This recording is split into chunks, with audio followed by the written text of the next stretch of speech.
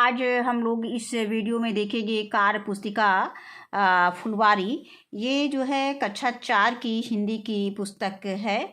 तो इसमें आज हम लोग देखेंगे पाठ 15 वीर अभिमन्यु में जो कार्य पुस्तिका में जो प्रश्न दिए गए हैं उनके उत्तर हम देखेंगे। इसके पहले हम लोगों ने पाठ 14 तक हम इसके वीडियो इसमें अपने चैनल पर अपलोड कर चुके हैं। तो आज हम लोग देखेंगे पाठ 15 वीर अभिमन्यु। यानी पहला प्रश्न इसमें दिया गया है कि शब्द का अर्थ लिखें। तो इसको हम किताब खोलेंगे तो किताब में हमारे पास ये सारे शब्दों के अर्थ मिल जाएंगे। आकाश, आकाश का अर्थ होता है आसमान। वीर गति, वीर गति का अर्थ होता है युद्ध में वीरता पूर्वक लड़ते हुए मारे जाना। और निहत्था, निहत्था का अर्थ होता है जिनके हाथ में कोई अस्त्र शस्त्र ना हो। और आगे आता है सारथी, सारथी का अर्थ होता है रथ हाँकने वाले को हम क्या कहते हैं, सारथी। अब अगला दिया गया है प्रश्न संख्या 2 कि प्रश्नों के उत्तर लिखिए। महाभारत का युद्ध किनके बीच हुआ था? तो महाभारत का युद्ध कौरवों और पांडवों के बीच में हुआ था। आगे है कौरवों के सेनापति का नाम क्या था? तो कौरवों के सेनापति का नाम गुरु द्रोणाचार्य था। इसके बाद है अभिमन्यु ने चक्रव्यूह भेदने की विद्या कब सीखी? तो अभिमन्यु ने चक्रव्यूह भेदने की विद्या माँ के गर्भ में सीखी। अब आगे आता है कि चक्रव्यूह के प्रथम द्वार पर कौन खड़ा था? तो चक्रव्यूह के प्रथम द्वार पर गुरु द्रोणाचार्य खड़े थे। अब इसके बाद आता है प्रश्न संख्या 3, नीचे लिखे मुहावरों को अपने शब्दों में प्रयोग कीजिए। तो ये जो मुहावरा हमने प्रयोग किया है हमने इसी पाठ से वाक्य लिए हैं और अगर परीक्षा में आता है तो इसको हम अपने शब्दों में अन्य वाक्यों में भी इसका हम प्रयोग कर सकते हैं। मुंह की खानी पड़ी, इसका वाक्य प्रयोग करना है कि जयद्रथ को आखिरकार मुंह की खानी पड़ी। फिर हाहाकार मचना, यानी कौरव सेना में हाहाकार मच गया। फिर डटकर मुकाबला करना, शत्रु की चुनौती का डटकर मुकाबला करो। अब आगे आता है कि शिकार होना। तो यहाँ पे है सारथी कौरव सेना का शिकार हो गया। आगे आता है प्रश्न संख्या 4 हम देखेंगे। इसमें दिया गया है कि नीचे दिए गए शब्दों के पर्यायवाची शब्द लिखें। तो शब्द पर्यायवाची शब्द आकाश, आकाश का हम नभ लिख सकते हैं, गगन है, शून्य है, युद्ध का है, रण है।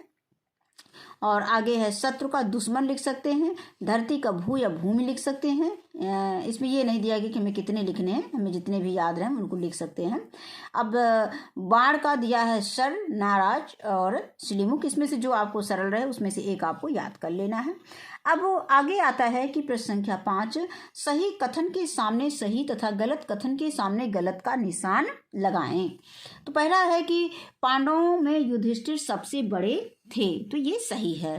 फिर है दुर्योधन ने गुरु द्रोणाचार्य से चक्रव्यूह की रचना कराई, ये भी वाक्य सही है, इसमें सही का निशान लगा देंगे। चक्रव्यूह के प्रथम द्वार पर दुर्योधन खड़े थे, ये गलत है। अगला कथन दिया गया है कि अर्जुन ने द्रोणाचार्य के रथ को घोड़ों समेत आकाश में फेंक दिया, ये गलत है। आगे आता है दुशासन के पुत्र ने पीछे से अभिमन्यु के सिर पर गदा से वार किया, ये वाक्य सही है। अब अगला आता है प्रश्न संख्या 6, वीर अभिमन्यु से जुड़े रोचक प्रसंगों को लिखिए। तो वीर अभिमन्यु ने चक्रव्यूह तोड़ने की विद्या अपनी माँ के गर्भ में ही सीख ली थी। और आगे आता है कि वीर अभिमन्यु के पराक्रम ने कौरव सेना के पैर उखाड़ दिए थे। प्रश्न संख्या 7 है कि पाठ के आधार पर अभिमन्यु के विशेष गुण लिखिए। तो यहाँ पे हमारा अभिमन्यु दिया गया है, ये बॉक्स बने हैं, इस बॉक्स में हमें इनके विशेष गुण लिखना है। पहले हम पाठ को हिंदी में पढ़ेंगे, जो हमारी पाठ्य पुस्तक है उसमें हमें जो भी गुण दिए गए हैं उनको हम इसमें लिख सकते हैं। तो वीर अभिमन्यु अर्जुन के पुत्र थे। फिर अभिमन्यु महान योद्धा थे। फिर अभिमन्यु ने युद्ध में पहला द्वार व दूसरा द्वार तोड़ दिया था, यानी अभिमन्यु ने युद्ध में कितने द्वार तोड़े थे? 2 द्वार तोड़े थे, पहला और दूसरा द्वार अभिमन्यु ने तोड़ा था। फिर आगे आता है कि अभिमन्यु वीर गति को प्राप्त हुए लेकिन जीते जी हार नहीं मानी।